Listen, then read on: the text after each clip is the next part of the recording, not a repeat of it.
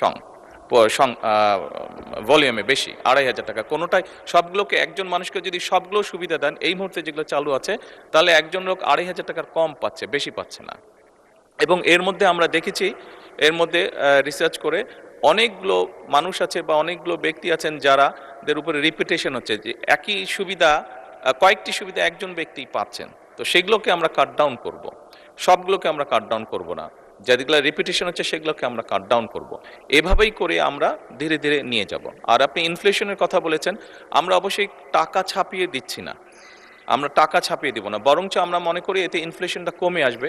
কারণ আপনি চিন্তা করুন, যখন সে 2,500 টাকা যা পাচ্ছে, এর মধ্যে নিশ্চয়ই যারা পেয়েছে আপনি দেখেছেন যে তাদের ভিডিওতে দেখেছেন তাদের রিয়াকশনগুলো কি কি করবে তারা।